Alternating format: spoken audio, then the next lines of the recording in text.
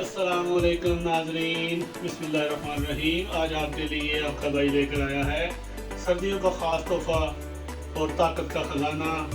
इसके चंद दिन के इस्तेमाल से आपकी जवानी फिर लौट आएगी। तो चलें वक़्त आया किए बगैर आपको बताते हैं कि आज हम क्या बनाने वाले हैं और आपको क्या बनाना सिखाने वाले हैं। बिस्मिल्लाहिर्रहमानिर्रहीम। तो नाज़रीन शुरू करते हैं। उसमें जो हमें चीज़ें चाहिए उनमें कलवंजी, खजूर, अजवाइन और सूंड, ड्राई जिंजर, खुशक अदरक और 1 कप गाय का दूध।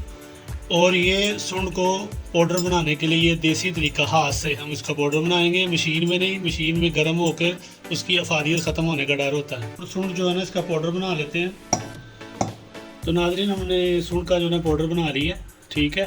तो अब हम आपको बताते हैं कि इसको इस्तेमाल कैसे करना है। तो सबसे पहले हम ये खजूर जो है ना, इसके ऊपर से इसका सार उतारेंगे, ठीक है। ये इधर रख देंगे और फिर इसको कट लगाएंगे, ठीक है। कट लगाने के बाद इसमें से, कट लगाने की वजह ये है कि हमने इसमें से इसकी गुठली निकालनी है। सबसे पहले हम इसमें चंद दाने जो है ना कलवंजी के डालेंगे, ठीक है। और 1 चुटकी, छोटी सी बीबी चुटकी बच्चों वाली, इसमें सूंड का जो पाउडर बनाया है ड्राई जिंजर का, वो डालेंगे। और इसमें 1 चुटकी जो है ना बच्चों वाली चुटकी, छोटी सी, ये इसमें हम अजवाइन डालेंगे, ठीक हो गया। इसको ऐसे बंद करेंगे। तो जी बिस्मिल्लाहिर्रहमानिर्रहीम। ये खजूर खाने के लिए तैयार है, मैं आपके सामने खा रहा हूँ। बिस्मिल्लाहिर्रहमानिर्रहीम। इसको अच्छी तरह चबाना है, 32 बार चबाना है इसको। और साथ गाय का नीम गर्म दूध पीना है आपने, ठीक है।